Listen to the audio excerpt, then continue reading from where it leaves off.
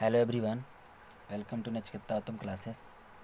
आज मैं आपको नेटवर्क थ्योरम बताऊंगा, आर के राजपूत का सेकेंड नंबर चैप्टर। तो चलिए देखते हैं, शुरू करते हैं। पहला क्वेश्चन कह रहा है Kirchhoff's current law states that. Kirchhoff current law क्या बताता है, यानी केसीएल। ठीक, तो बताता है कि algebraic sum of the currents meeting at the junction is zero. Junction पर मिलने वाले करेंट क्या होते हैं, जीरो होते हैं। इसमें देखिए, ये जंक्शन है, इस पर इस साइड करंट आ रहा है I1, इस साइड से आ रहा है I2, इधर से निकल रहा है I3, इस साइड से आ रहा है I4, इधर से निकल रहा है I5। तो क्या होता है, सभी का अलजेब्रिक सम क्या होता है, जीरो होता है। आने वाले करंट को प्लस में लिया जाता है और जाने वाला करंट को माइनस में। तो आने वाला करंट I1, I2, I4 है, तो I1, I2, I4 जोड़ के रूप में होगा, लेकिन जाने वाला करंट I3, I5 और I3 है जाने वाला करंट, इसलिए घटाव के रूप में होगा और इस सब का अलजेब्रिक सम जीरो होगा। ठीक, यही केसीएल कहता है। ठीक, अब second number question, according to Kirchhoff's voltage law.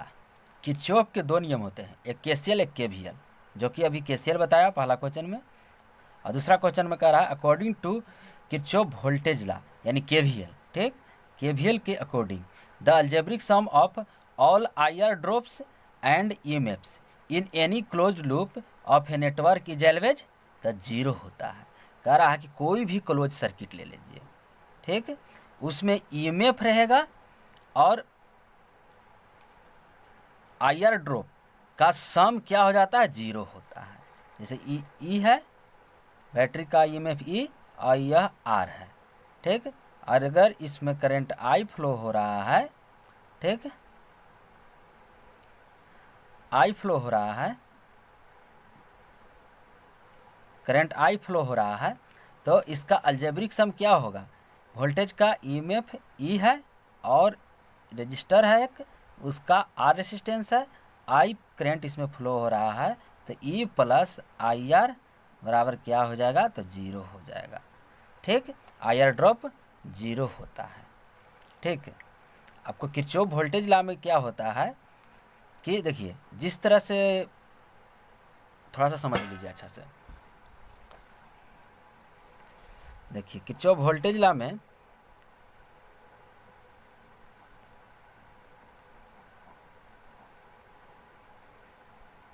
ई इस बैटरी का ईएमएफ ई है और आर रेसिस्टेंस है, इसमें करंट फ्लो हो रहा आई।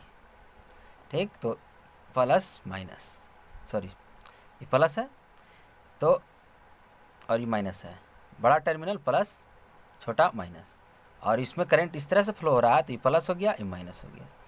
तो किरचॉफ वोल्टेज लॉ के अनुसार ई जिस तरह से करंट निकलता है प्लस माइनस, माइनस से करंट निकल रहा है तो माइनस होगा, तो माइनस आई आर और बराबर जीरो हो जाता है। ठीक, इसमें से प्लस से निकल रहा है तो प्लस साइन होगा इसका, इसमें से माइनस से निकल रहा है तो आई आर माइनस में हो जाएगा।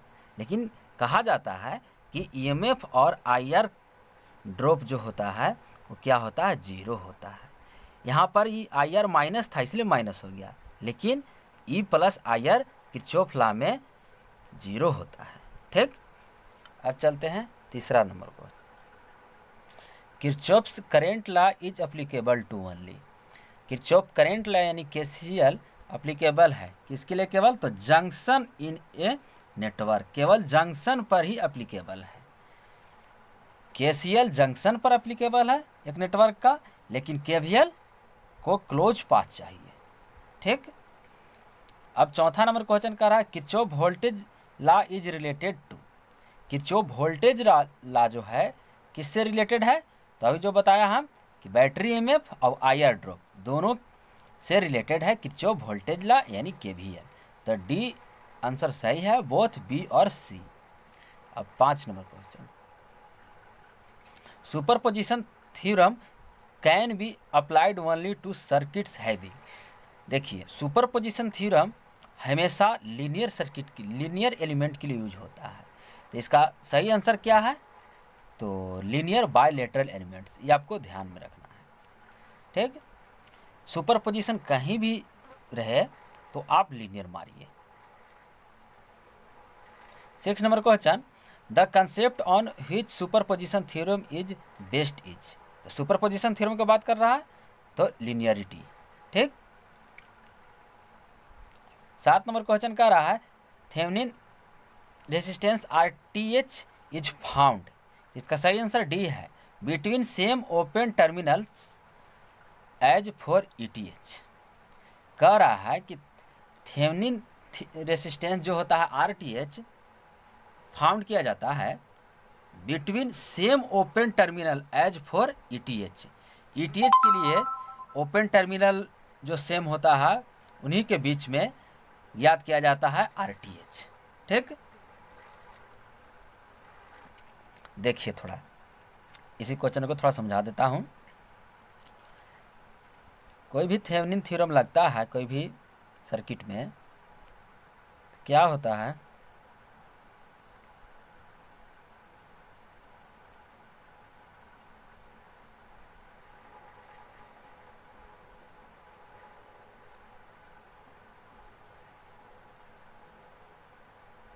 जैसे लोड है RL लोड, इसके अक्रॉस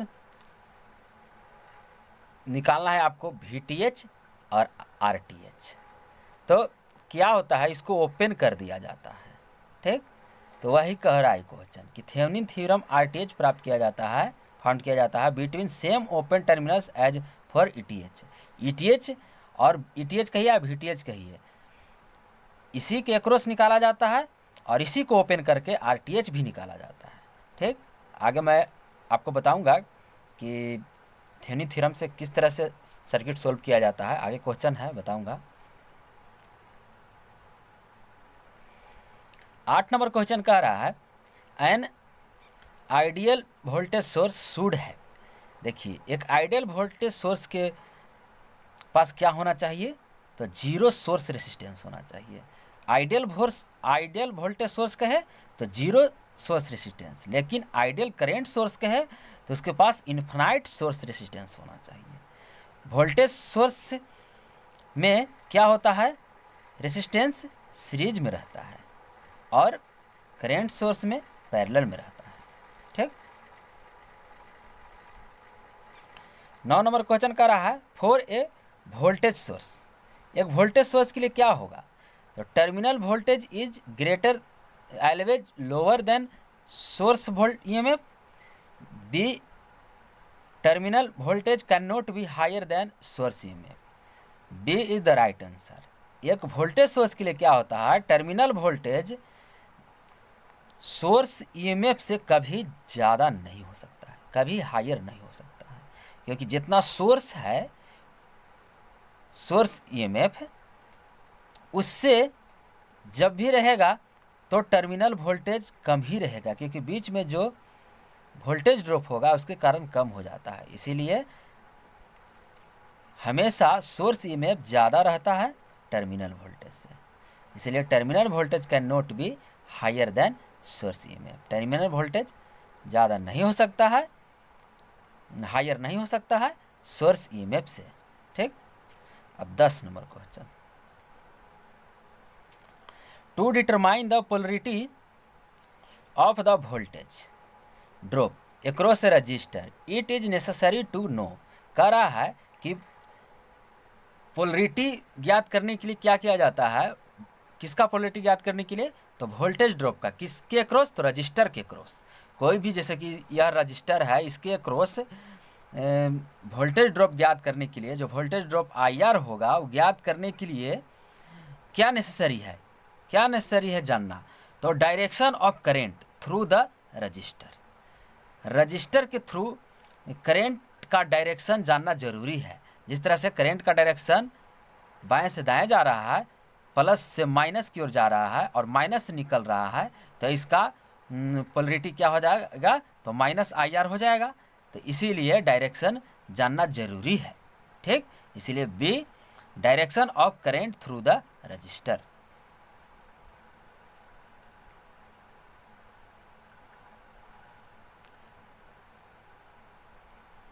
देखिए 11 नंबर क्वेश्चन। 11 नंबर क्वेश्चन में कह रहा है the Thevenin's equivalent between points L और एम। एल और एम के बीच में थेवेनिन्स इक्विवेलेंट निकालना है, जो कि फिगर इतना में दिखाया हुआ है। तो देखिए एल एम के बीच में तो 5 वोल्ट का बैटरी जुड़ा हुआ है, तो VTH इसी के बीच निकाला जाता है, VTH या ATH। तो VTH कितना हो जाएगा, तो 5 वोल्ट हो जाएगा। ठीक, तो VTH 5 वोल्ट।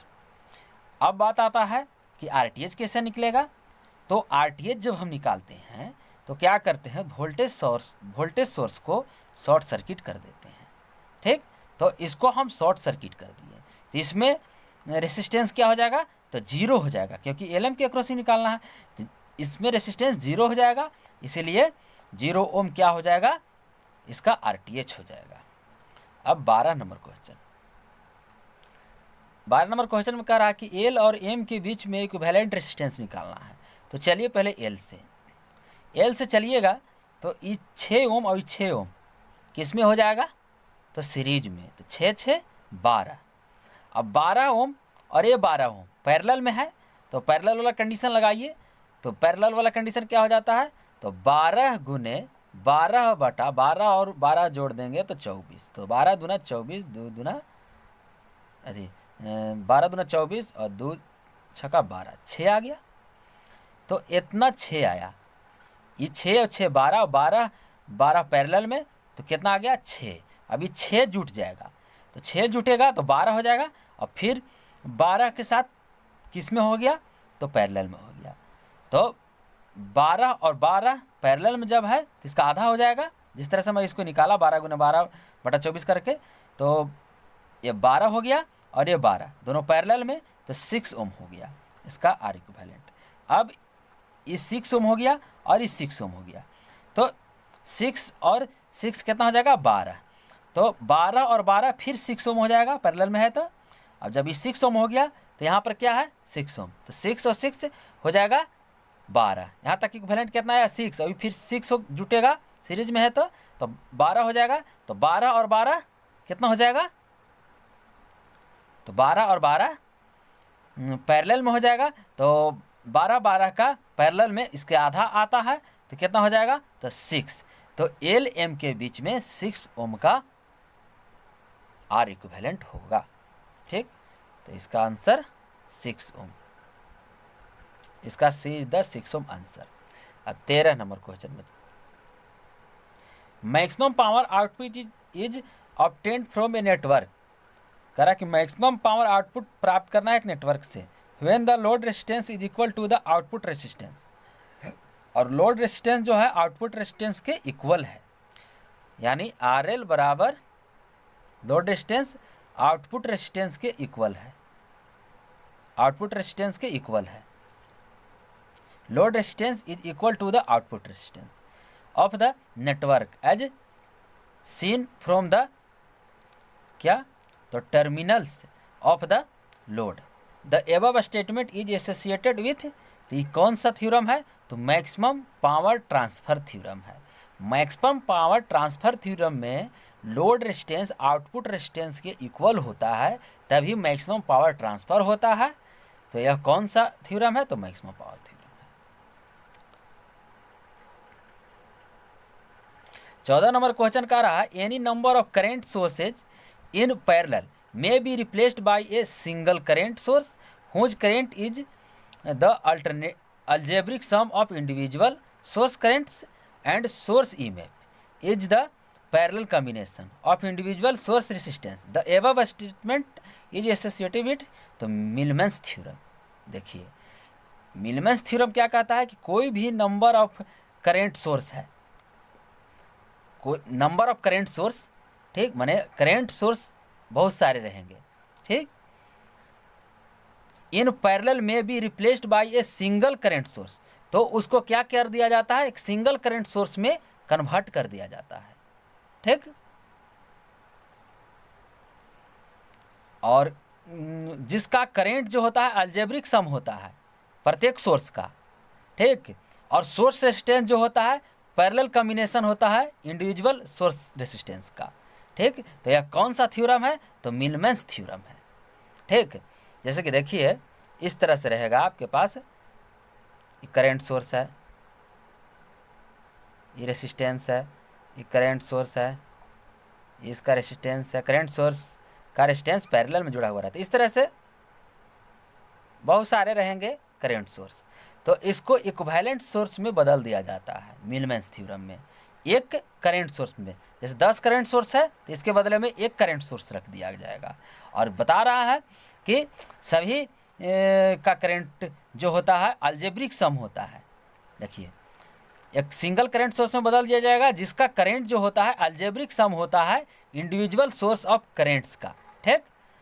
प्रत्येक करंट सोर्स का अलजेब्रिक सम होता है इसका एक सिंगल जो निकालेंगे करंट सोर्स उसका, ठीक। और इसका रेसिस्टेंस जो होता है पैरेलल में जो जुड़ा हुआ रेसिस्टेंस रहता है, इसका रेसिस्टेंस क्या होता है? Parallel combination of individual source resistance, और पैरेलल कॉम्बिनेशन होता है इंडिविजुअल सोर्स रेसिस्टेंस का, ठीक। जैसे कि मान लीजिए ये इस तरह से रहेगा, 10 गो करंट सोर्स है 10 एम्पियर के, तो 10 का जोड़ देंगे यानी 10 गुने 10 हो जाएगा तो 100, तो 100 एम्पियर का करंट हो जाएगा जो एक करंट सोर्स निकलेगा उसका, ठीक। और इसका रेसिस्टेंस जो हो जाएगा जितने रहेगा 10 रेसिस्टेंस है पैरेलल में, तो 1/R plus 1/R plus 1/R इस तरह से निकालेंगे तो क्या आ जाएगा? R नीचे हो जाएगा और ऊपर 10 अगर है तो बात कर रहे हैं 10 रेसिस्टेंस है तब, तो R/10 हो जाएगा R इक्विवेलेंट, और 100 एम्पियर हो जाएगा इसका अलजेब्रिक सम करंट का। तो इस तरह से कौन सा थ्योरम होता है? तो मिलमैन्स थ्योरम होता है, ठीक। मिलमैन्स थ्योरम में अगर वोल्टेज सोर्स भी सीरीज में जुड़ा हुआ है, वोल्टेज सोर्स भी पैरेलल में जुड़ा हुआ है अपने रेजिस्टेंस के साथ, ठीक। जैसे कि वोल्टेज सोर्स रहेगा इस तरह से,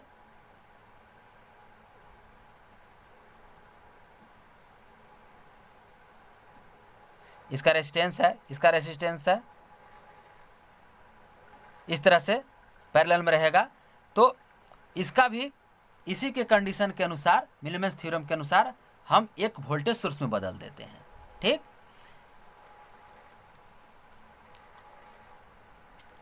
तो इसका मिलमैन्स थ्योरम आंसर है। 15 नंबर क्वेश्चन कह रहा है कि in any linear bilateral network, एक एनी लीनियर बाइलेटरल नेटवर्क में क्या होता है? If a source of EMF E, source का ईएमएफ ई है, in any branch produce a current I, और क्या प्रोड्यूस कर रहा है कोई ब्रांच में? तो आई प्रोड्यूस कर रहा है, ठीक। इन एनी अदर ब्रांच, और एक दूसरे ब्रांच में then same EMF acting in the second branch, और सेम ईएमएफ सेकेंड ब्रांच में भी उत्पन्न कर रहा है, विल प्रोड्यूस कर रहा है the same current I in the first branch. देखिए क्वेश्चन को समझिए इस तरह से, जैसे कि ई वोल्ट है एक नेटवर्क, सप्लाई है ई वोल्ट का सप्लाई दिया जा रहा है, इसमें करंट आई है, यानी सप्लाई ई है और रिस्पॉन्स आई है, ठीक। लेकिन ये पहला नेटवर्क हो गया, और दूसरे नेटवर्क में कह रहा है कि इसको उल्टा कर दिया गया, इधर करंट है, इधर ईएमएफ है, इधर करंट है, ठीक। इधर सप्लाई दिया जा रहा है, इधर रिस्पॉन्स दिया जा रहा है, तो क्या है? ई बाई आई का रेशियो दोनों में सेम होगा, ठीक। तो यह कौन सा थ्योरम के अनुसार होता है? तो रेसिप्रोसिटी थ्योरम के अनुसार होता है, यही यह क्वेश्चन बता रहा था, ठीक। यह किस थ्योरम के अनुसार होता है? तो रेसिप्रोसिटी थ्योरम के अनुसार होता है। रेसिप्रोसिटी थ्योरम हमेशा केवल एक नेटवर्क के लिए यूज होता है, ठीक, एक सोर्स के लिए यूज होता है, एक से अधिक सोर्स के लिए नहीं यूज होता है, ये तो याद रखिएगा। 16 नंबर क्वेश्चन कह रहा है in the circuit shown in figure 2.24 RTH equals, इसमें RTH बताना है। देखिए तो RTH यानी थेवेनिन रेसिस्टेंस, तो थेवेनिन रेसिस्टेंस जब हम निकालते हैं तो क्या करते हैं, RL को ओपन कर देते हैं। देखिए RL को ओपन हम जब कर देंगे तो इस तरह से हो जाएगा, यहाँ ओपन कर दीजिए, यहाँ पर रेसिस्टेंस R3 है, यहाँ पर R1 है, और ये आपको निकालना कि RTH, जब RTH निकाला जाता है तो वोल्टेज सोर्स को शॉर्ट सर्किट कर दिया जाता है, शॉर्ट कर दिया जाता है, और ओपन सोर्स को, सॉरी देखिए, वोल्टेज सोर्स जहाँ भी रहेगा उसको शॉर्ट कर दिया जाएगा, ठीक, और करेंट सोर्स जहाँ भी रहेगा उसको ओपन कर दिया जाएगा, ठीक। थेवेनिन रेसिस्टेंस निकालते समय, तो थेवेनिन रेसिस्टेंस जब हम निकाल रहे हैं तो यहाँ पर वोल्टेज सोर्स है तो इसको शॉर्ट कर देंगे। कोई भी सोर्स रहे अगर इंडिपेंडेंट है, डिपेंडेंट नहीं, इंडिपेंडेंट है तो उसको हटा देते हैं। तो वोल्टेज को हटाते हैं, वोल्टेज सोर्स को शॉर्ट करके हटा देते हैं, और करंट सोर्स को ओपन करके हटाते हैं, ठीक। तो यहाँ पर वोल्टेज सोर्स है और इंडिपेंडेंट वोल्टेज सोर्स है तो इसको शॉर्ट कर देंगे, तो शॉर्ट कर दिया, और यहाँ पर R2 है इस तरह से। तो देखिए जब इसको शॉर्ट कर दिया, जब इसको हम शॉर्ट कर दिए तो ये क्या दोनों हो गया, पैरेलल में हो गया, ठीक। इधर से मान लीजिए करंट जा रहा है, ये दोनों पैरेलल में है, इस सीरीज में हो जाएगा। तो वही RTH ज्ञात करना है, तो RTH बराबर क्या हो जाएगा, तो ये दोनों पैरेलल में है और इस सीरीज में है तो R3 प्लस, सीरीज में तो जोड़ देंगे, और ये दोनों पैरेलल में है तो R1 R2 बटा R1 प्लस R2। तो देखिए ऑप्शन में आपको नज़र आएगा R3 प्लस R1 R2 बटा R1 प्लस R2, है ना, तो ये सही आंसर है। अब 17 नंबर क्वेश्चन में देखिए, 17 नंबर में क्वेश्चन में कह रहा है कि ETH और RTH निकालना है RL के एक्रॉस में, तो इसको हम क्या करेंगे, ओपन कर देंगे। तो निकालिए 2 6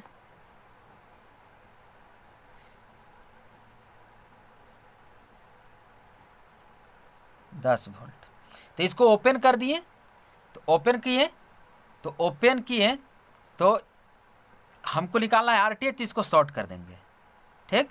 जब इसको हम शॉर्ट कर देंगे तो ये दोनों क्या में हो जाएगा, इस तरह से करंट जा रहा है तो ये दोनों पैरेलल में हो जाएगा। तो 6 गुने 2 बटा 6 और 2 8, 2 चौके 8, और इसका आधा 3, इसका आधा 2, यानी 1.5 ओम RTH आ जाएगा, ठीक। ऑप्शन में देखिए 1.5 ओम RTH है, लेकिन आप इसको भी एग्जाम में मार कर आगे चल सकते हैं, आपको VTH नहीं भी निकाल सकते हैं, क्योंकि ऑप्शन देखिए 1.5 ओम एक ही ऑप्शन में है।